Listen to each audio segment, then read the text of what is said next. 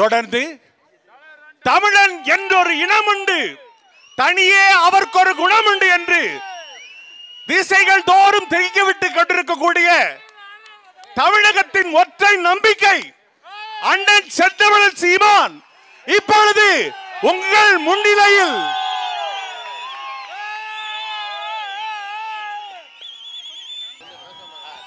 தேவேந்திர வேளாளர் சார்பாக நிறை மாத மரக்கால் கொடுத்து அண்ணனுக்கு மரியாதை செய்கிறார்கள். தேனி மாவட்ட தேவேந்திர வேளாளர் சார்பாக அண்ணனுக்கு நிறை மரக்கால் கொடுத்து மரியாதை செய்கிறார்கள். தேவேந்திர வேளாளர் சார்பாக கேடயம் வழங்கப்படுகிறது.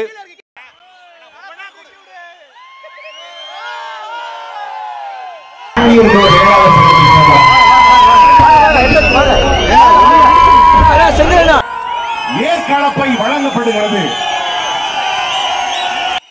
பாண்டியர் குல வணிகர் சங்க பேரவையின் சார்பாக ஏற்கலப்பை வழங்கப்படுகிறது.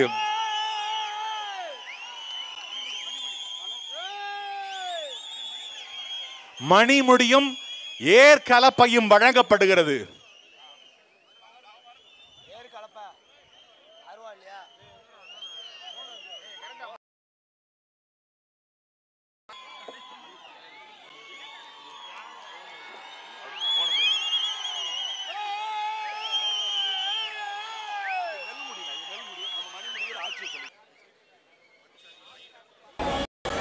நெல் முடி கொடுத்து மரியாதை செலுத்துவர்களே, வருகின்ற 26வது தேர்தலில் அண்ணனுக்கு மணிமுடி செலுத்துவோம். தேவேந்திர வேளாளர் சார்பாக அண்ணனுக்கு புத்தகம் வழங்கப்படுகிறது.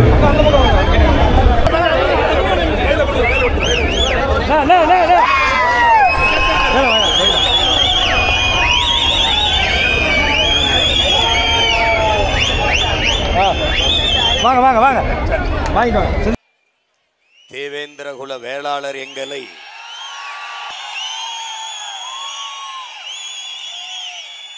பட்டியலில் இருந்து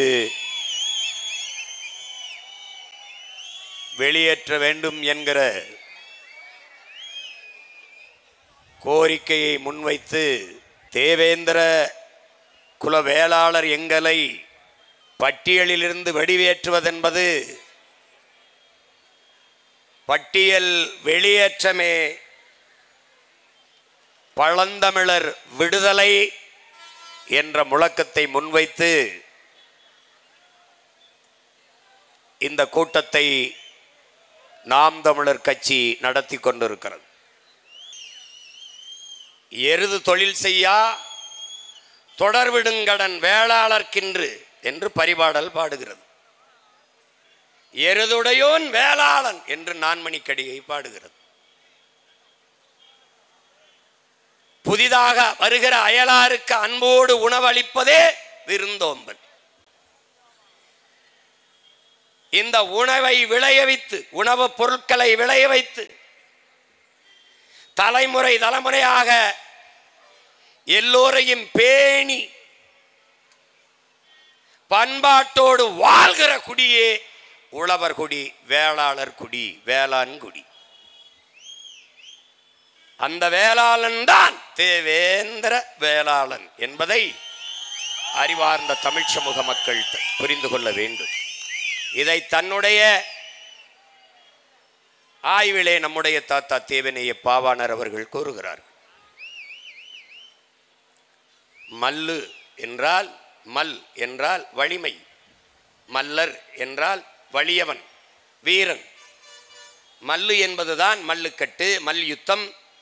அந்த மல்லுதான் பிறகு மல்லர், மல் என்று மருவி உச்சரிக்கப்படுகிறது.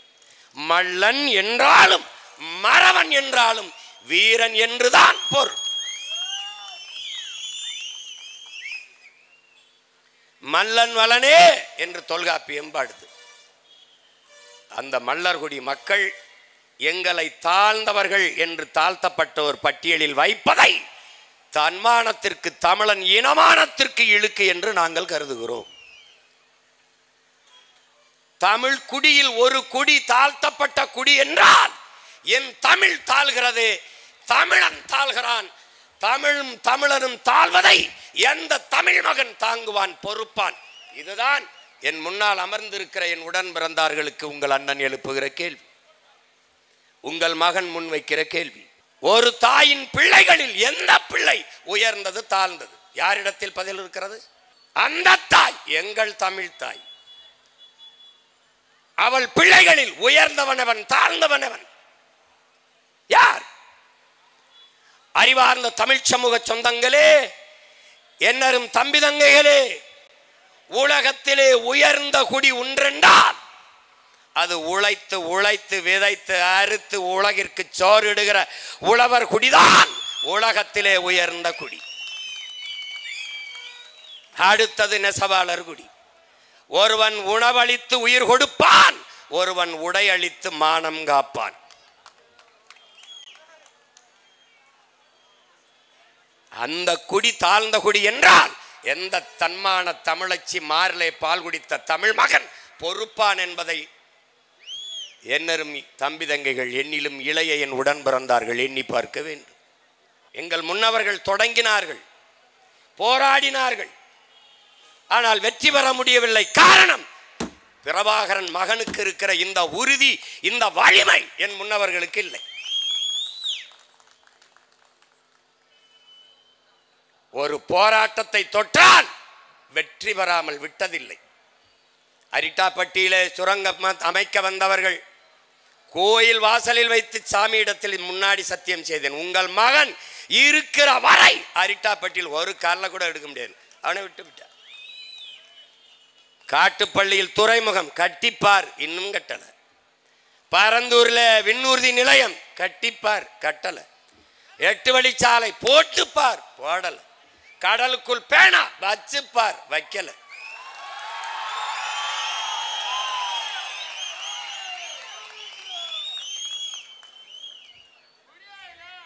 இப்போது பட்டியல் பிரிவில் இருந்து தேவேந்திரர் எங்களை விடுதலை செய்.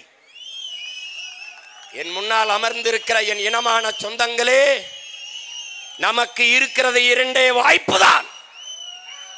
ஒன்று, அதிகாரமற்ற எளிய பிள்ளைகள் நாம் கொடுத்த அதிகாரத்தை வைத்து ஆட்சி செய்வர்களிடத்திலே அழுத்தமான உறுதியான கோரிக்கை வைத்து போராடுகிறோம். பட்டியல் பிரிவில் இருந்து எங்களை வெளியேற்று. இது ஒரு வாய்ப்பு. இல்லை என்றால் நாங்கள் அதிகாரத்தை கைப்பற்றி வெளியேற்றுவோம். நாங்கள் வெளியேறுவோம். இதை தவிர 2 வாய்ப்பு தான் எங்களுக்கு முன்பு இருக்கிறது. இப்போது எம்மிடத்திலே அதிகாரம் இல்லை, உங்களிடத்திலே கோரிக்கை வைக்கிறோம். நாளை அதிகாரம் வரும், எமக்கு விடுதலை வரும். மக்களின் பிரச்சனைகளை அரசு கையில் எடுக்காத போது அரசை கையில் எடுப்பதை தவிர எம் மக்களுக்கு வேறு வழி இல்லை. உங்களிடத்திலே உங்கள் உடன் பிறந்தவன், உங்கள் மகன் சொல்வது ஒன்றுதான். நமக்கு வேண்டியது வார்த்தை விடுதலை, சொல் விடுதலை அல்ல, உளவியல் விடுதலை, சிந்தனை விடுதலை. என் உடன் பிறந்தானே, நமக்கு வேண்டியது சிந்தனை விடுதலை. நமக்கு விளங்கிட்டு இருப்பது கைகளிலேயோ கால்களிலேயோ அல்ல, நமக்கு விளங்கிட்டு இருப்பது நம் சிந்தனையில். உளவியல் விடுதலை, சிந்தனை விடுதலை பெறாத ஒரு சமூகத்திற்கு சுதந்திரம், விடுதலை என்பது வெறும் வெற்றி சொல்லுதான். அதனால் நமக்கு உளவியல் நிமிர்வு வேண்டும். நான் தாழ்ந்தவன் அல்ல, தேவேந்திரன் தமிழ் குடியின் மூத்த குடி, உயர்ந்தவன் என்ற திமிர்வும் நிமிர்வும் வேண்டும். என் நிமிர்வு, தன் நிமிர்வு, அதுவே தமிழ் பேரினத்தின் தலை நிமிர்வு. அந்த உளவியல் விடுதலை தான் எனக்கு பட்டியல் பிரிவில் இருந்து வந்த வருகிற விடுதலை உண்மையான விடுதலையாக இருக்கும். இல்லை என்றால் வெறும் வெற்றி சொல்லுதான், வெற்றி சொல்லுதான். இதேதான் நம் தாத்தா ரெட்டமலை சீனிவாசன் வலியுறுத்துகிறார். என்ன நமக்கு அறிவுறுத்துகிறார்? பறையன் என்பது இழி சொல் என்று கருதாதே. எந்த சொல் உன் மீது இழி சொல் என்று சுமத்தப்படுகிறதோ அதை எழுச்சி சொல்லாக மாற்றாத வரை உனக்கு விடுதலை இல்லை. அப்ப என்ன செய்யலாம்? அது எழுச்சி சொல்லாக மாற்ற வேண்டும். அதற்காகவே பறையன் என்ற பெயரிலே பத்திரிகை நடத்தினார். அது மாதிரி நீ ஒரு முடிவுக்கு வா. பல்லன் என்பது தாழ்ந்த சொல் அல்ல, அது குடிப்பெயரும் அல்ல, அது இழிவல்ல என்கிற நிமிர்வு உனக்கு வர வேண்டும். பல்லு என்றால் உளவு, பல்லு என்றால் உளவு. நம்முடைய பேராசிரியர்கள் சொன்னது போல நூற்றுக்கணக்கான பல்லு, முக்குடர் பல்லு, திரிகுட ராசப்ப கவிராயர் பாடிய பல்லு. பல்லு என்ற பல்லு என்றால் உளவு என்றுதான் பொருள். வேணா பார்த்துக்க. அப்ப பல்லன் என்றால் உழவன் என்றுதான் பொருள். இதில் என்ன உழவனும் உழவும் உழவும் தாழ்ந்ததா? உழவும் உழவும் உழவனும் தாழ்ந்தவனா? உழவு இல்லை என்றால் உணவு இல்லை, உணவு இல்லை என்றால் உயிர்கள் இல்லை, உயிர்கள் இல்லை என்றால் உலகம் இல்லை. எனவேதான் உங்கள் பிள்ளைகள் உழவை மீட்போம், உலகை காப்போம் என்ற முழக்கத்தை முன்வைத்து தேர்தலில் நின்றோம். அவனும் என்னென்னமோ பண்ணி பார்த்தான். கடைசியாக விவசாயியை இங்கே கலப்பையை கொடுத்த மாதிரி என் கையில் கலப்பையை கொடுத்து என்னையவே சின்னமாக்கி நிறுத்திட்டான்.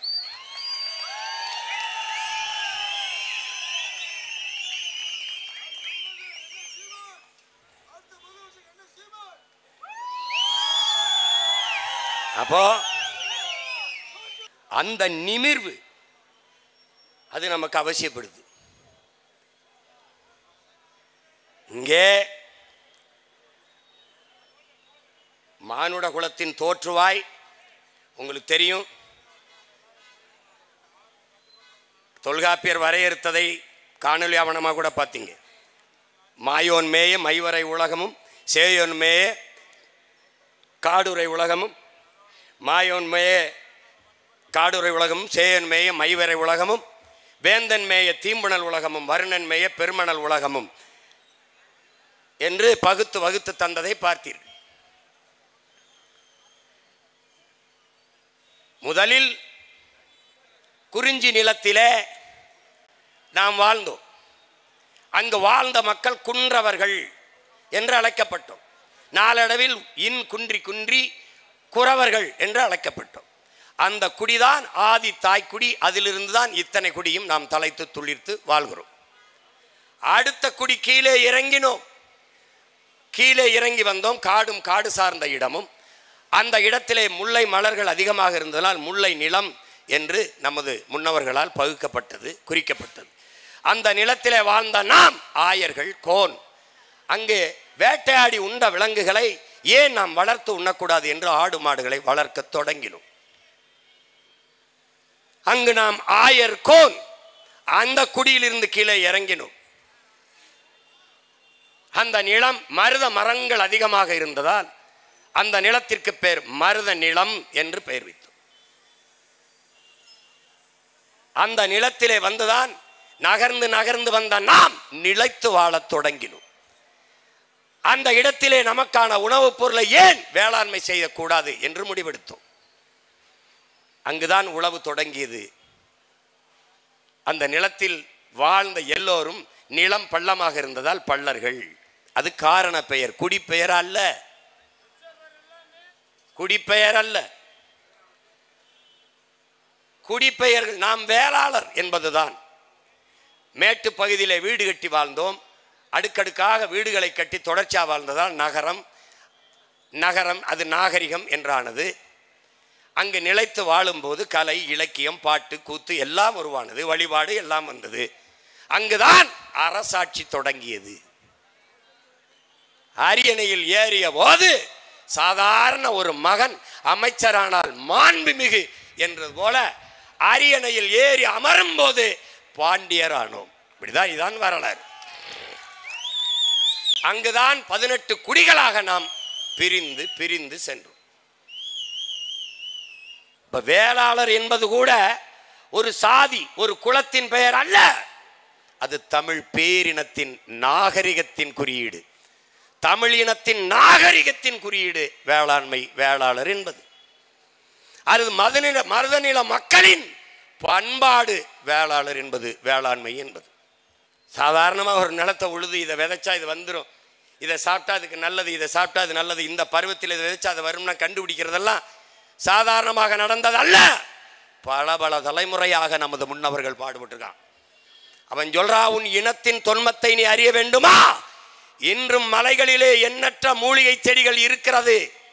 நீ பயணித்து போ, அதில் எந்த மூலிகையை சாப்பிட்டால் எந்த நோய் குணமாகும் என்று கண்டறி அதை தேட தொடங்கினால் தெரியுமாடா உன் இனத்தின் தொன்மைங்கிறான். இந்த கீரை இதை சாப்பிட்டா கண்ணுக்கு நல்லது, பொன்னாங்கண்ணியை சாப்பிட்டா, இந்த அகத்திக்கீரை சாப்பிட்டா அதில் இரும்பு சத்து அதிகம், முருங்கைக்கீரை சாப்பிட்டா அதில் இரும்பு சத்து அதிகம்.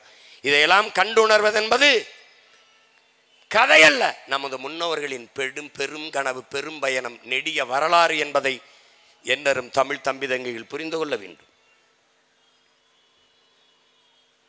நான் என் உடன் பிறந்தானை தாழ்த்தி வீழ்த்தி சுகம் காணுவேனே, ஆனால் இது எந்த மாதிரியான மனநிலை? எந்த மாதிரியான மனநிலை?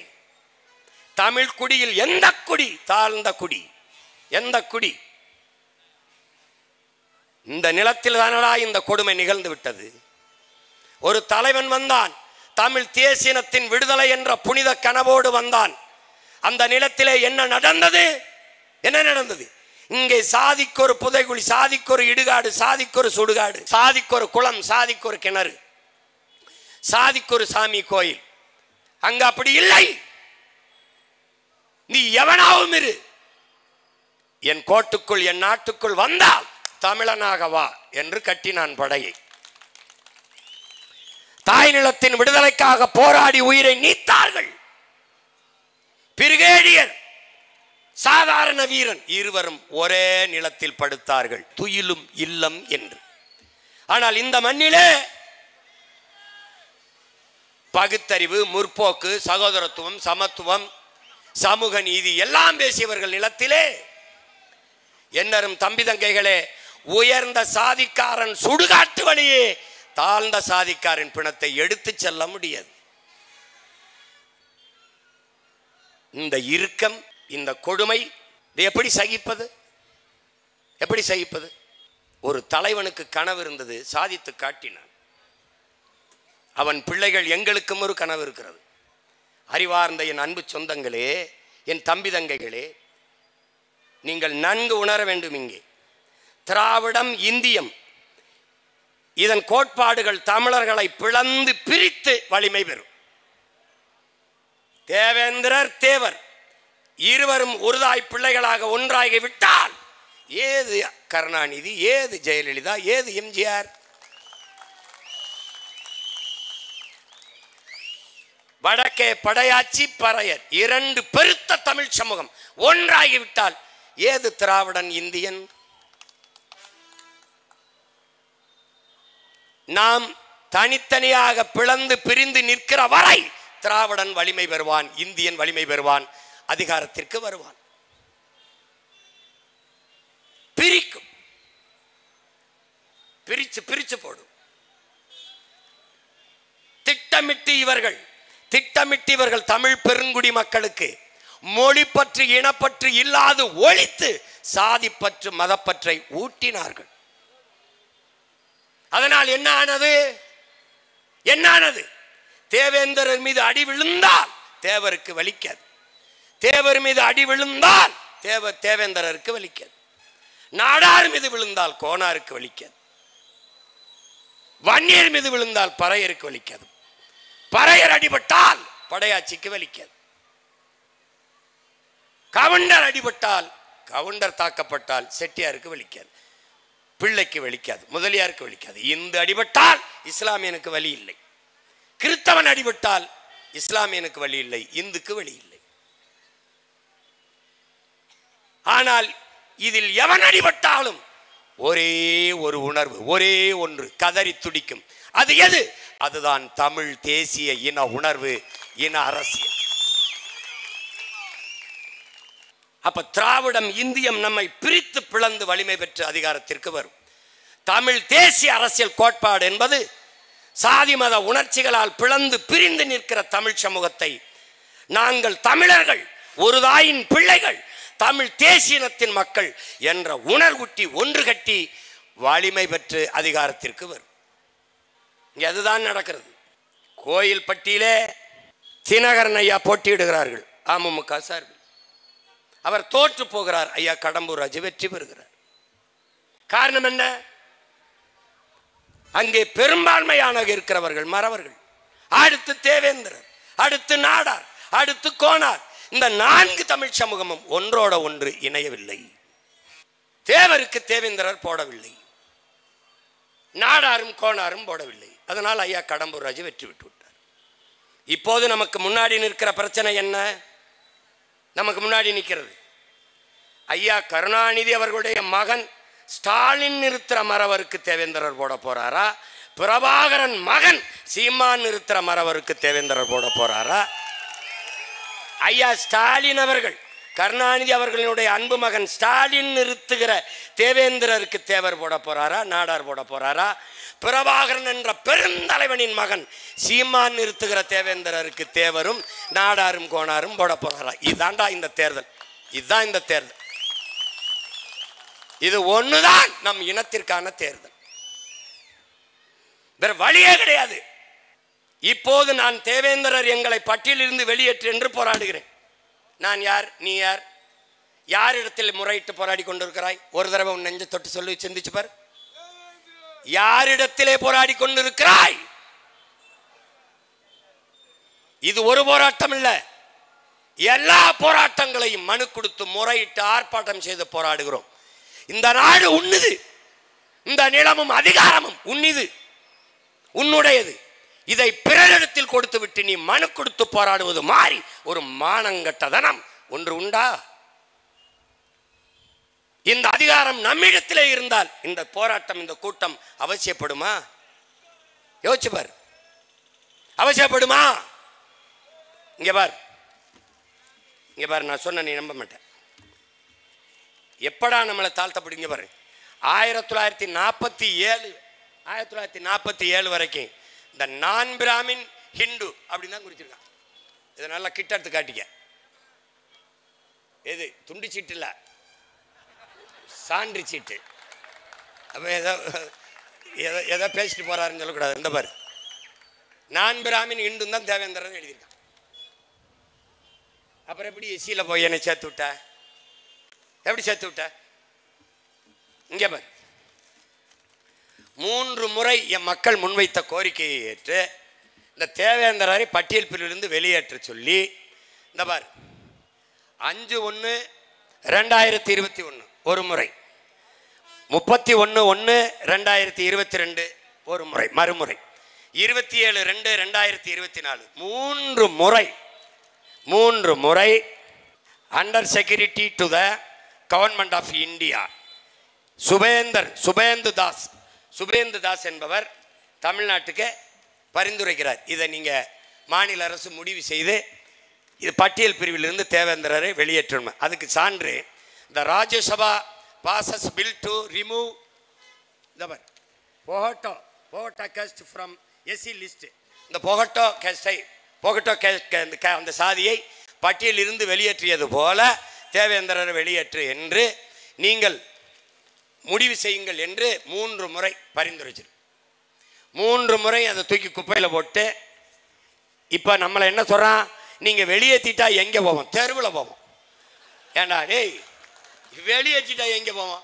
நீனே நாட்டில் சட்டசபைக்கும் பாராளுமன்றத்துக்கும் போகும்போது நாங்கள் எங்கே போவோம்னா என்ன அர்த்தம்? என்ன அர்த்தம் இது? நாடு என்னதுன்னு எங்கே போவோம்னா என்ன அர்த்தம்? நாங்கள் கேட்பது ஒன்றுதான், உங்களுக்கு பட்டியல் பிரிவில் இருந்தால் சலுகை கிடைக்கிறது என்கிறாய். இதை விட நீ என்னை இழிவுபடுத்த முடியாது. மானமும் அறமும் வீரமும் உயிரென்று வாழ்ந்த இனத்தின் கூட்டம் நாங்கள். உழவு செய்வதையும் போர் செய்வதையும் தொழிலாக கொண்டிருந்தோம். உழவு செய்வோம். வேற்று நாட்டு மன்னர்கள், வேற்று நாட்டவர்கள் படையெடுத்து வருகிற போது என் மன்னனுக்காக போரும் செய்வோம். அதனால்தான் ஏறும் போரும் எமக்கு தொழில்.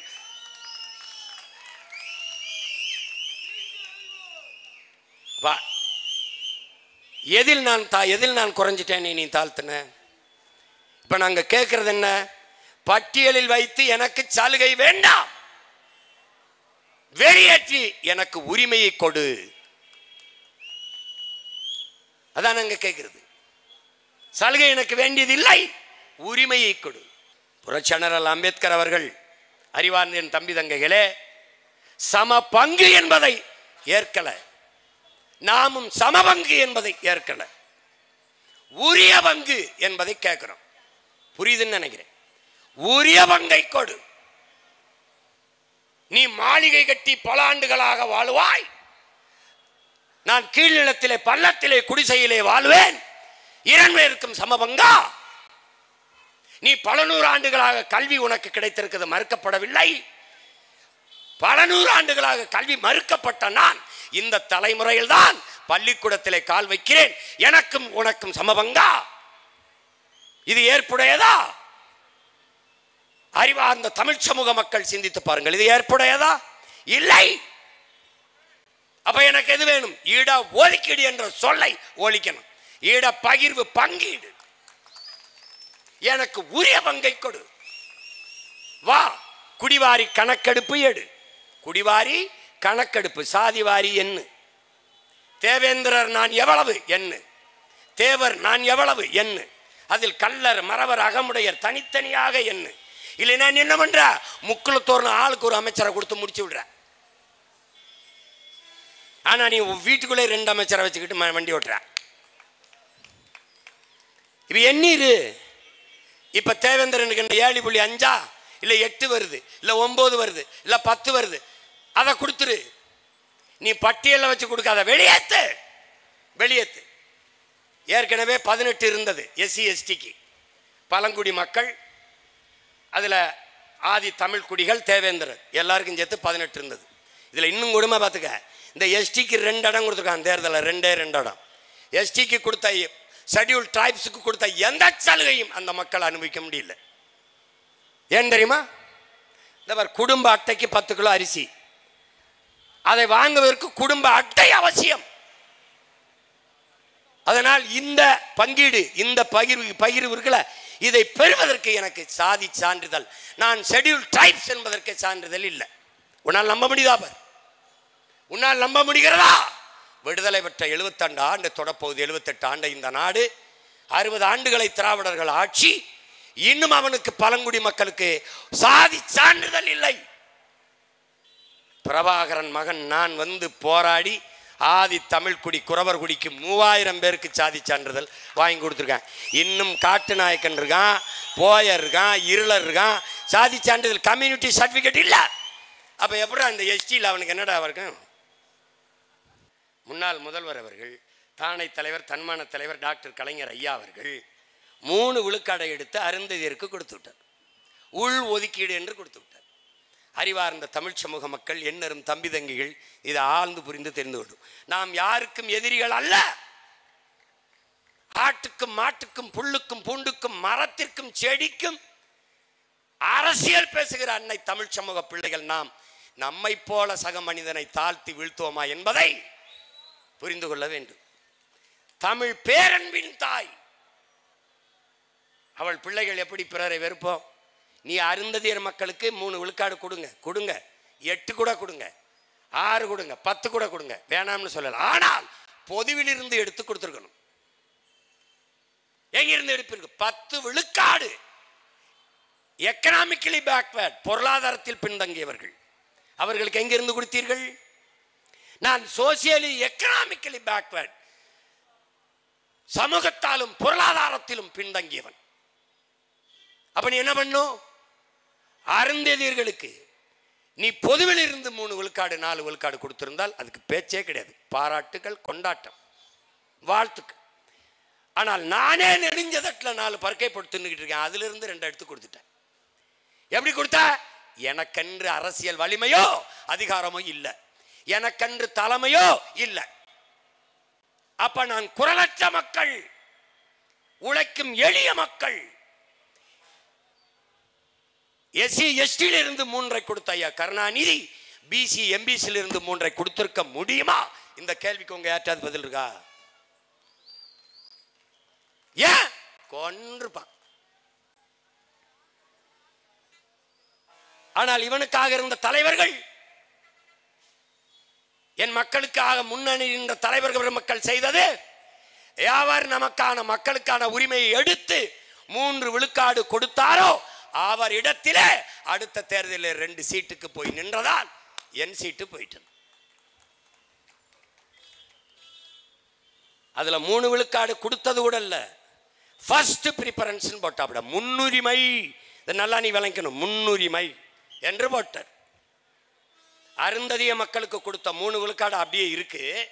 அது போக என்னுடைய மிச்சம் இருக்கிற 15லும் அவர் வந்து தகுதி அடிப்படையில், திறன் அடிப்படையில் போட்டியிடலாம். அருந்ததியர் மக்களுக்கு அதிலே முன்னுரிமை கொடுக்க வேண்டும். அவருக்கு போக மீதி. அவர் வீட்டில் சாப்பாடு சமைச்சு அப்படியே இருக்கு, அவருக்கு தேவைப்படும் போது சாப்பிட்டுப்பார். ஆனால் எங்கள் சாப்பாட்டிலே அவர் சாப்பிடுவார். அவர் சாப்பிட்டுட்டு இந்த ஃபர்ஸ்ட் ப்ரிஃபரன்ஸ் முன்னுரிமையில் என்ன வருதுன்னா, அவர் சாப்பிட்டுட்டு மிச்சம் இருந்தால் நான் சாப்பிடலாம், மிச்ச கஞ்சி எச்சி கஞ்சி எனக்கு என்று ஆயிட்டது. அதனால என்ன, ஒரு பல்கலைக்கழகத்தில் 5 பேராசிரியர் வேலை. அந்த வேலையில என்னருமுடன் பிறந்தார்களே எஸ்சிஏ எஸ்சிஏ எஸ்சிஏ என்று தாழ்த்தப்பட்ட எஸ்சி அருந்ததிய மக்களுக்கு 4 வேணா இருக்குன்னா தட்டிப்பாரு. நான் போன தடவை காட்டினேன். போக மீதி 1 தான் இருக்கு. 4 போயிடுச்சு அவங்களுக்கு முன்னுரிமையில். எனக்கு 1 தான் இருக்கு. அது ஆதி தமிழ்குடி பறையனுக்கா இல்லை தேவேந்திரனுக்கா, யார் எடுத்துக்கிறது? சிக்கல் புரிஞ்சிருச்சா உனக்கு?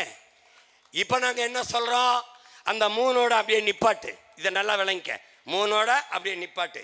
ஃபர்ஸ்ட் ப்ரிஃபரன்ஸ் தூக்கிடு, முன்னுரிமை எடு. உச்சநீதிமன்றமே சொல்லுது முன்னுரிமை கூடாதுன்னு, தூக்கு, அதை எடுத்துரு. இப்போ நான் 15-16 ஆண்டுகளா என்னோட 3 விழுக்காடை இழந்திருக்கிறேன். அதுக்கு 3ஐ இதில் போடு. இதில் இந்த 15ஓட சேர்த்து போடு. ரொம்ப நாளா இழந்திருக்கிறேன், அதுக்கு வட்டியோட சேர்த்து 2 சேர்த்து 5 20 போடு. 20 போட்டியா? என்னைய பட்டியலிருந்து வெளியேத்திரு. யாரு? தேவேந்திரன் என்னைய பட்டியலிருந்து வெளியேத்திரு. வெளியேற்றிட்டு சாதிவாரி எண்ணு. வன்னியரா எண்ணீரு, கவுண்டரா எண்ணீரு, தேவரா எண்ணீரு, நாடாரா எண்ணீரு, கோனாரா எண்ணீரு, முதலியாரா எண்ணீரு, பிள்ளையா முத்தரையரா உடையாரா என்ன எண்ணி குடிவாரி கொடுத்துரு. அந்த வீட்டில் 100 பேர் இருக்கானா 100 பேர் சாப்பாடை கொடுத்துரு. இந்த வீட்டில் 10 பேர் இருக்கானா 10 பேருக்கான சாப்பாடை அனுப்பிடு. ஆனால் நீ என்ன செய்யற, 100 பேர் இருக்க வீட்டுக்கு 10 பேர் சாப்பாடு அனுப்புற, 10 பேர் இருக்கிற வீட்டுக்கு 100 பேர் சாப்பாடு அனுப்புற. இது நீதி அல்ல, அநீதி. அப்ப என்ன சொல்றோம், நீ எடுத்து கொடுக்காதரா, டே இங்க வாடா, எடுத்து இங்க ஒப்பமிட்டு சொத்து ஒன்றும் இல்லை, இது எங்க அப்பமிட்டு இடம். நீ எடுத்து கொடுக்காத, எண்ணி கொடு, அள்ளி கொடுக்காதே, அளந்து கொடு. இதுதான் சரியான இடஒதுக்கீடு கோட்பாடு, சரியான உரிய பங்கீடு, இதுதான் சரியான சமூக நீதி. இதான் இப்ப நம்ம கேட்கறது. இப்ப தேவேந்திரர் என்னை எண்ணிட்டார், பாட்டியிலிருந்து நான் வெளியேறிட்டேன், எண்ணிட்டார், எனக்கு 8 வருது, அந்த 8ஐ பிசியில் வச்சு கொடுத்துரு. ஏற்கனவே இருக்கிறவனுக்கு எந்த இடம் இல்லை, என்னோட இடத்த அங்க இருந்து எடுத்துக்கிறேன். இல்ல மோஸ்ட் பேக்வர்ட் எம்பிசியில் சேர்த்து கொடுத்துரு. That's all your honour. இப்ப நீ கொடுக்க மாட்ட. ஆனால் பிரபாகரன் மகன் வீர பெரும்பாட்டன் சுந்தரலிங்கத்தின் பேரன், பூலித்தவன் மருதுபாண்டி வேலு நாச்சியாரின் பேரன், அழகுமுத்துக்கோன் தீரன் சின்னமலையின் பேரன் வருவான் தருவான். என்ன பண்ணுவான்? வருவான் தருவான். நீ ஒன்றும் செய்ய முடியாது. இப்போ ஒரு கோரிக்கை வைக்கிறேன், இதை பண்ணி விடுங்க அப்படின்னு பண்ணிட்டா வாழ்த்துக்கள். நமக்கு வர வழியே இல்லை, வழியே இல்லை. ஒன்றை நீ முடிவு பண்ணு, இலவசமாக ஆடும் மாடும் வீடும் வேண்டாம், இந்த நாடு வேண்டும் என்கிற உறுதி உனக்கு வேண்டும்.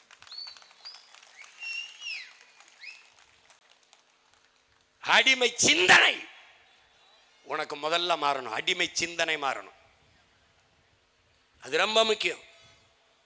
நம்மவங்களா வந்தாங்களே இப்போ நம்ம பட்டியலிருந்து வெளியேற்ற சொல்றோம்ல, நாளைக்கு எங்க அண்ணங்க இதே இடத்துல இந்த பக்கத்துல கூட இதே இடத்துல கூட போடுவாங்க.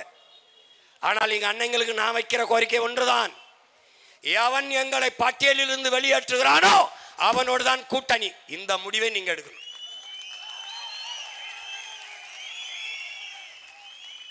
நான் ஏன் எடுக்கிறது இல்ல, நான் எவனோடும் சேரதில்லை. நான் வருவேன், நான் கொடுத்துருவேன், நான் எடுத்துருவேன், அவ்வளவுதானே.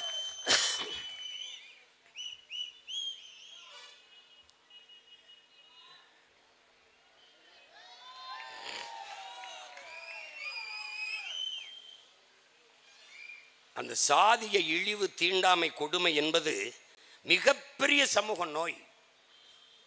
அது தமிழ் சமூகத்தின் மிகப்பெரிய எதிரி சாதி மத உணர்ச்சி. சாதியும் மதமும் நம்மளை பிளந்து பிரிக்கும். தமிழ் தமிழர் என்கிற மொழி உணர்வு, இன உணர்வு நம்மை இணைக்கும். நீ பாரு, என் தம்பி பேசினால, டேய் முதன் முதலா தமிழ்நாட்டில் என் தாத்தன் இமானுவேல் சேகரனுக்கு வீர வணக்கம் செலுத்த போகும்போது தேவர், நாடார், கோனார், வன்னியர், கவுண்டர் எல்லாரும் என்னோடு வந்தான். அதே மாதிரி அக்டோபர்ல எங்கள் தாத்தா தெய்வ திருமகன் முத்துராமலிங்க தேவருக்கு வணக்கம் செலுத்தும் போது தேவேந்திரர், நாடார், கோனார், பிள்ளை, முதலி, கவுண்டர், வன்னியர் எல்லாரும் வந்தான். இது எப்படி சாத்தியம்? ஒரே ஒரு மகனால் சாத்தியம், பிரபாகரன் என்ற பெருந்தலைவனால் சாத்தியம். புரியுதா உனக்கு?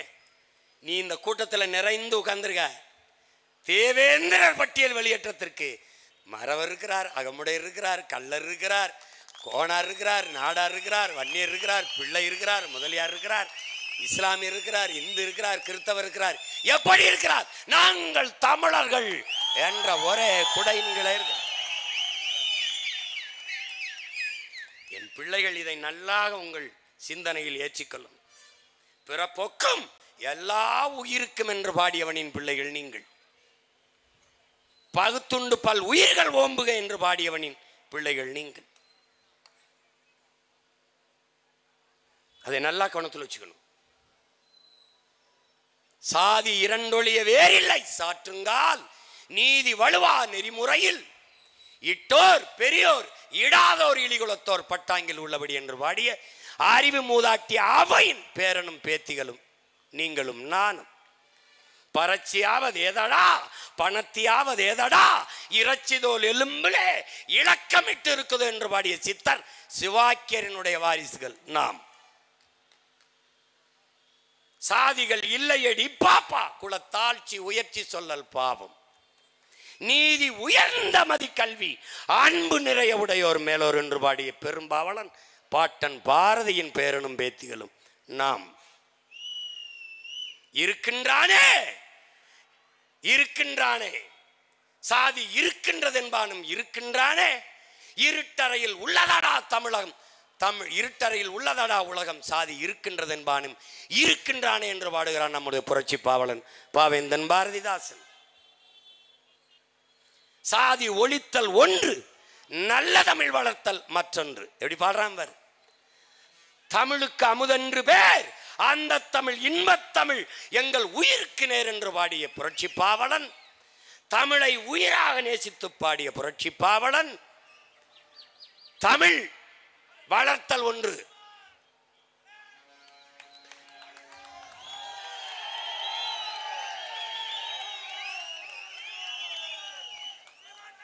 தமிழ் வளர்த்தல் ஒன்று, சாதி ஒழித்தல் மற்றொன்று என்று பாடாது, சாதி ஒழித்தல் ஒன்று, நல்ல தமிழ் வளர்த்தல் மற்றொன்று என்று பாடுகிறான். பாதியை நாடு மறந்தால் மற்ற பாதி துலங்குவதில்லை. எதை? சாதியை ஒழிக்கலைன்னா நாடு துலங்காதுங்கிறான். கடவுள் வெறி, சமய வெறி, கண்ணல் நிகர் தமிழுக்கு நோய் நோய் நோயே, இடை வந்த சாதி எனும் இடர் ஒழிந்தால் ஆள்வது நம் தாய் தாயேங்கிறான். அது எந்த தாய்? தமிழ் தாய். அந்த தாய் அரியணை ஏற வேண்டும் என்றால் நாம் ஒருவருக்கொருவர் ஒரு தாய் பிள்ளைகளாக கட்டி அணைத்து நின்றால் இனப்பகையையும் துரோகத்தையும் வெட்டி வீழ்த்த முடியும் என்பதை மான தமிழ் பிள்ளைகள் உணர்ந்து தெளிய வேண்டும். டே, இதுவரை நான் எத்தனையோ கூட்டம் நடத்திருக்கேன்டா, அதெல்லாம் பார்த்து அவன் பயந்துருக்க மாட்டான். நான் விவசாயிக்கு போட்டான், மீனவருக்கு போட்டான், மாணவருக்கு போட்டான், போக்குவரத்து தொழிலாளருக்கு போட்டான், ஆசிரியருக்கு போட்டான். தேவரி பேசுறான்டா, கவுண்டம் பேசுறான்டா, வன்னியம் பேசுறான்டா, எல்லாரும் பேசுறான்டா. அங்க என்ன பண்ணும்? ஈரக்கொலை ஏறி இறங்கும் வருது. ஐயோ ஐயோ, இதாண்டா நம் முன்னவர்கள் கண்ட கனவு. இதுதாண்டா நம் முன்னவர்கள் கண்ட கனவு. யாரு மேல கீறினாலும் ரத்தம் ஒண்ணுதான். ஆக மொத்தம் நீ நானும் 10 மாதம் தான் நம் தாத்தன் பட்டுக்கோட்டை பாடினது இதுக்காகத்தாண்டா. ஓங்கி வளர்ந்த மூங்கில் மரம் ஒன்னு பிடிச்சிருக்கு, ஒழுங்காக குறுத்து விட்டு கிளையா வெடிச்சிருக்கு. ஒட்டாம ஒதுங்கி நின்னா உயர முடியுமா? எதிலும் ஒற்றுமை குலைந்ததென்றால் வளர முடியுமான்னு பாடினது உனக்கும் எனக்கும் தாண்டா, உனக்காக தாண்டா. நான் சுரண்டா, பிரபாகரன் மகன் சுரண்டா. இந்த மகனை நான் நிறுத்துற என் தம்பி தங்கைகளை சாதி பார்த்தால் நீ எனக்கு போடாத ஓட்டு, உன் ஓட்டு எனக்கு தீட்டு. இவன் தேவேந்திரன், இவன் ஆதித்தமிழன் பறையன், இவன் தேவன், இவன் நாடார், இவன் கோனார், இவன் பிள்ளை, இவன் முதலி என்று பார்த்தால் அதாண்டா எனக்கு பெரிய தொல்லை. நீ ஒன்னு செய்யணும், என் நிறத்தை பார்க்காதே, என் கருத்தை பார்.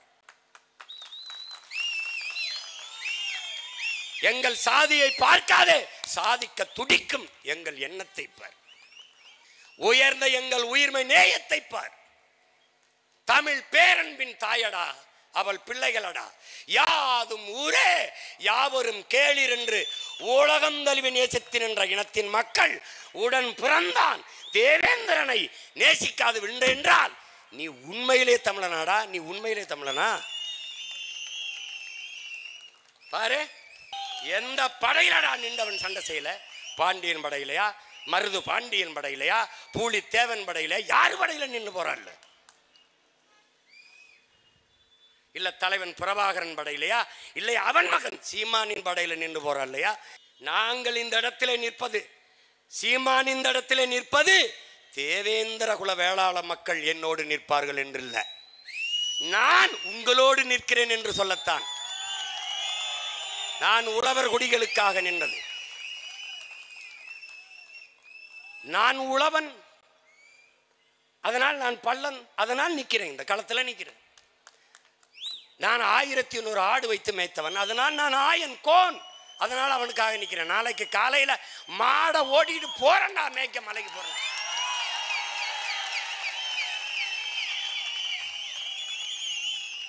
நீ தடுப்ப, நான் அதை உடைப்பேன். நீ இப்படி வந்தா நான் இப்படி போவேன், நீ அப்படி வந்தீங்கன்னா இப்படி போவேன். ஆனால் எப்படியோ போவேன். மாட்டு மேலே ஏறி கூட போவேன், மாட்டு வயிற்றுகளை கட்டிட்டு கூட போயிடும்.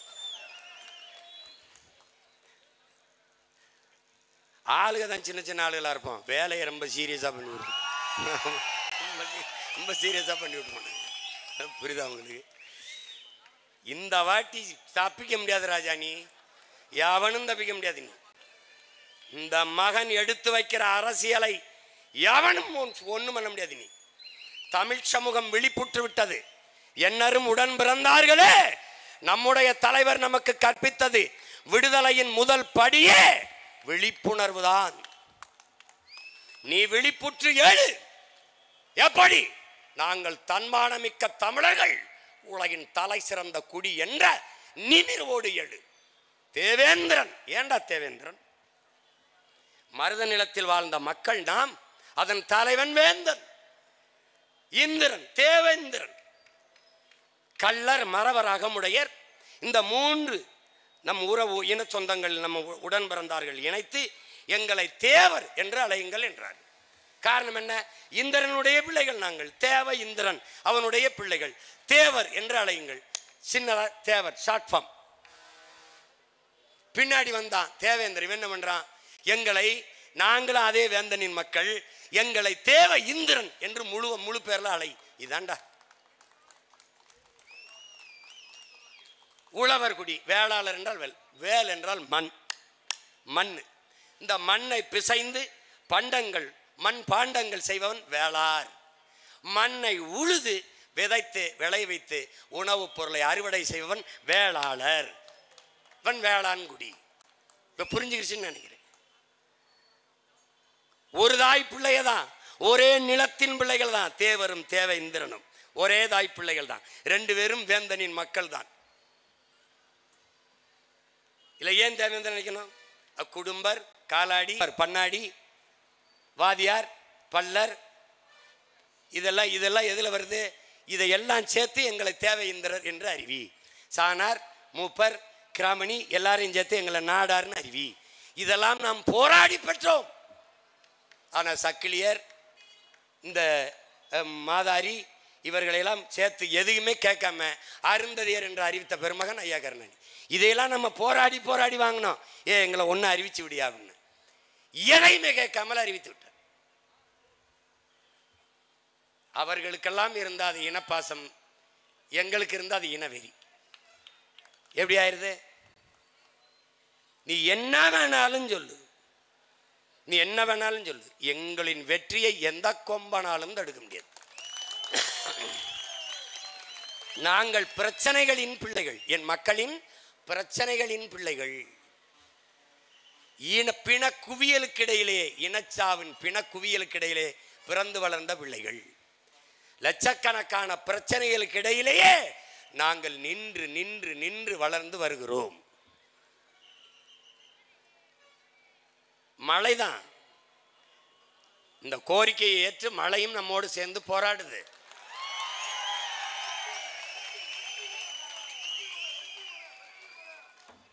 குண்டு மழை பொழியும் போதும் ஓடாது நின்ற மறவர் கூட்டத்தின் மக்கள் ஒரு குளிர்மலைக்கு களைவதா?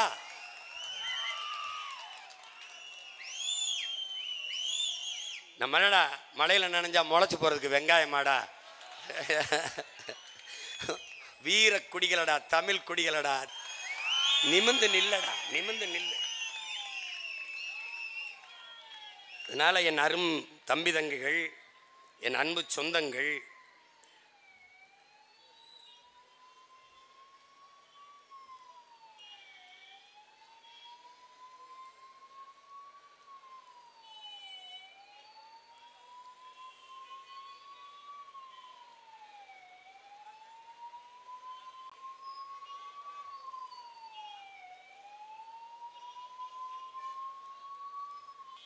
நாம் செய்ய வேண்டியது இந்த தேர்தலை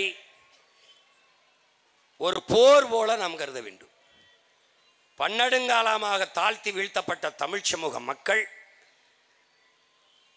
வலிமை மிக்க அரசியல் படையாக திரண்டு தங்களுக்கென்று ஒரு அதிகாரத்தை கட்டி எழுப்ப வேண்டும் என்கிற ஒரு லட்சிய உறுதியோடு இந்த தேர்தலை எதிர்கொள்ள வேண்டும். நீங்கள் திரும்ப திரும்ப 1000, 500 பணத்திற்கு வாக்கை விற்பதென்பது மிக கொடுமையான, மறுபடியும் அடிமை சூழலை நமக்கு தரும். அதை உணர்ந்து தெளிந்து என்னுயிர் சொந்தங்கள், இனமானமும் தன்மானமும் கொண்ட தமிழின மக்கள், பட்டியல் வெளியேற்றம் என்பது இங்கே என் தம்பி குணா அவர்கள் பேசியது போல இன்னும் 10 நாளில் நம்மை விட வேகமாக பட்டியல் வெளியேற்றத்தை பேச ஆட்கள் வருவார்கள்.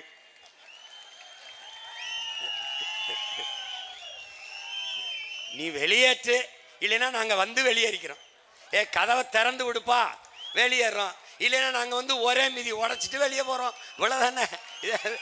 எனக்கு 2 வழி தான் இருக்குது. நீ வந்து திறந்து விட்டினா வெளியே வரும்போது ரொம்ப நன்றிங்க நன்றிங்க வணக்கம்ங்க. இல்லைன்னா என்ன பண்ணுவோம்? உடச்சிட்டு வெளியில் போவோம், நாங்களாக போவோம். அது நடக்கும். பட்டியலில் அடைத்து வைக்க ஆடு மாடு அல்ல, நாங்கள் பட்டியலில் அடைத்து வைக்க மான தமிழ் மக்கள், மானமும் வீரமும் உயிரென்று வாழ்ந்த தன்மானமிக்க தமிழ் மக்கள். எங்களை வெளியேற்று. பட்டியல் வெளியேற்றமே பைந்தமிழர் பழந்தமிழர் விடுதலை என்கிற புரட்சிகர முழக்கத்தை முன்வைத்து நிற்கிறோம். பிரபாகரன் பிள்ளைகள் நிற்கிறோம். இந்த களத்திலே அறிவார்ந்த என் தமிழ் சமூக மக்கள், இது ஒரு கோரிக்கை தான், இது ஒரு கோரிக்கை தான். அரசு ஏற்று செயல்பட வேண்டும். இந்த தேர்தல் களத்தை நமக்கான களமாக நாம் மாற்றுவோம். இன்று தொடங்கிய இந்த சிக்கலை தொடர்ந்து என் பிள்ளைகள் தமிழ் நாட்டின் அரசியல் களத்திலே தெரு தெருவாக பரப்புரையில் கொண்டு போய் சேர்ப்பார்கள். அறிவார்ந்த பிள்ளைகளை தேவேந்திர குலத்திலே, தேவேந்திர என் சொந்தங்களுக்கு நான் நிறுத்துகிற இடத்திலே என் தம்பி தங்கைகளோடு தர்க்கம் செய்து வெல்பவன் எவனாக இருந்தாலும் ஒருத்தனை காட்டுப்பா. என் தம்பி கரிகால் பாண்டியன் உட்பட பல பேர் இந்த களத்திலே போட்டி போட போகிறார்கள். ஒருத்தரும் தப்பிக்க முடியாது. தம்பி சும்மா கோடிட்ட இடத்தை நிரப்புறம் இல்லை. ஒப்புக்கு அறிவிக்கிற ஆள் இல்லை. நான் ஒப்புக்கு அப்படி அறிவிக்கிற ஆள் இல்லை.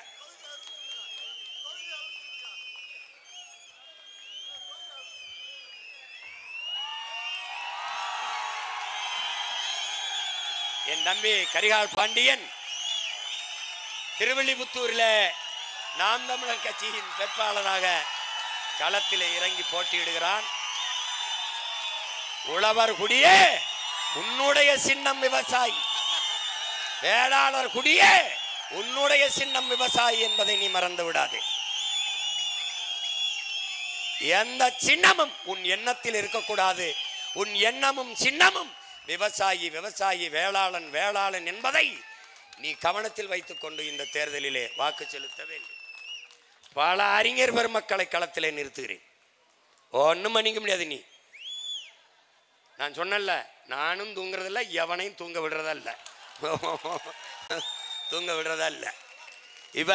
இவர் இந்த மாஞ்சோலை தேயிலை தோட்ட போராளிகள் இத்தனை பேர் உயிர் கொடுத்துருக்கான். ஆனால் யார் இந்த சாவுக்கு காரணமோ அவரோட போய் ஒரு சீட்டுக்கு நின்னதுனால ஒரு நீதியும் இல்லை, ஒன்றும் இல்லை. இன்னைக்கு இவ்வளோ போராடி மாஞ்சோலை தோட்டத்திலேயே நம் மக்கள் வாழ முடியாது வெளியேற்றப்படக்கூடிய சூழல் உருவாகி போயிடுச்சு. கேட்க நாதி இல்லை. அதனால ஓட்டுக்காக நிற்பவன் நம் உரிமைக்காக நிற்க மாட்டான். ஓட்டுக்காக நிற்பவர்கள் ஓட்டை குறிவிக்கிறவன் நாட்டை பற்றி கவலைப்பட மாட்டான். நாட்டை பற்றி கவலைப்படுகிறவன் ஓட்டை குறிவிக்க மாட்டான். போட்டா போடு, போடலைன்னா போ. வாக்கை கவலைப்படுகிறவன் மக்களின் வாழ்க்கையை பற்றி கவலைப்பட மாட்டான். சாதி மதம் சாமி கடவுள் அதை பற்றி சிந்திப்பவன் மக்களை பற்றி சிந்திக்க மாட்டான். அதற்கு தேவை இருக்காது. ஏன்னா சாதியை சொல்லி ஓட்டு வாங்கி விடலாம், மதத்தை சொல்லி ஓட்டு வாங்கி விடலாம், சாமியை சொல்லி ஓட்டு வாங்கி விடலாம். ஆனால் மக்களை பற்றி சிந்திப்பவன் சாதி மதம் சாமியை பற்றி சிந்திக்க தேவையும் இருக்காது, அவனுக்கு நேரமும் இருக்காது. உங்கள் பிள்ளைகள் மக்களை பற்றி சிந்திப்பவர்கள். இங்கே அரசியல் என்பது கட்சி அரசியல், தேர்தல் அரசியல் தான் நடக்கிறது. தேர்தல் அரசியல் என்றால் என்ன? இப்போது ஓரணியில் தமிழ்நாடு, இது தேர்தல் அரசியல். தேர்தல் வர 6 மாசம் இருக்கும்போது வாட்ச் கொடுக்கிறது, செல்போன் கொடுக்கிறது, 1000 ரூபாய் கொடுக்கிறது, டிஃபன் கரியர் கொடுக்கிறது, இது தேர்தல் அரசியல். ரோட் ஷோ நடத்தி டாட்டா காட்டுவது தேர்தல் அரசியல். நான் வந்தால் 1000 தருவேன், 1500 தருவேன், இது தேர்தல் அரசியல். அப்ப மக்கள் அரசியல் என்பது என்ன? 1000 500க்கு கையேந்தாது மக்களின் வருவாயை பெருக்கி வாழ்க்கை தரத்தை உயர்த்துவது மக்கள் அரசியல். நாங்கள் கேட்பது, படிக்க போகும்போது 1000 ரூபாய் வேண்டாம், படித்த பிறகு வேலை கொடுங்கள், நாங்கள் 1000 ரூபாய்க்கு 10,000 15,000 சம்பாதித்துக் கொள்கிறோம். இது மக்கள் அரசியல். படிக்க போற பிள்ளைக்கு 1000, அது தேர்தல் அரசியல். இங்கே செயல் அரசியல் சேவை அரசியல் கிடையாது. திராவிடர்களுக்கு இந்தியர்களுக்கு வெறும் செய்தி அரசியல் தான். வீடு தேடி அரசு செய்தி அரசியல், ரோடு தோடி மக்கள் போராட. உங்கள் பிள்ளைகள் முன்னெடுக்கிற அரசியல் செயல் அரசியல், சேவை அரசியல், செய்தி அரசியல் அல்ல. மகளிருக்கு 1000 ரூபாய் உதவித்தொகை உரிமை தொகை கொடுக்க போகிறோம் என்று செப்டம்பரில் கொடுப்பதற்கு ஜனவரியில் இருந்து விளம்பரம் செய்வது செய்தி அரசியல். 1000 ரூபாய் பெற வேண்டிய ஏழ்மை வறுமை நிலையில் இல்லாது என் தாய்மார்களின் வருவாயை பெருக்குவது என்பது செயல் அரசியல். இந்த அரசியலைத்தான் உங்கள் பிள்ளைகள் முன்வைத்து களத்திலே நிற்கிறோம். அதனால் அறிவார்ந்த தமிழ் சமூக மக்கள், என்னரும் தம்பி தங்கைகள், உங்கள் பிள்ளைகள் எங்களின் கைகளை வலிமைப்படுத்தி தமிழ் பேரினத்திற்கென்று ஒரு வலிமையான அரசியலை உருவாக்குங்கள். இதை தவிர தமிழ் பேரின மக்கள் பாதுகாப்பாக வாழ்வதற்கு வழி ஒன்றும் இல்லை. அதனால் என் அன்பு சொந்தங்களே, என் அருமை உறவுகளே, பட்டியல் சமூக வெளியேற்றமே, பட்டியல் பிரிவில் இருந்து வெளியேற்றமே, பழந்தமிழர் விடுதலை என்ற முழக்கத்தை முன்வைத்து நாம் தமிழர் இன்று கலைவோம், மீண்டும் ஒரு களத்தில் இணைவோம். 2026 படைப்போம் புதிய அரசியல் வரலாறு, புதிய ஒரு தேசம் செய்வோம், மக்கள் புரட்சியால் அதை உறுதி செய்வோம். நாம் தமிழர்.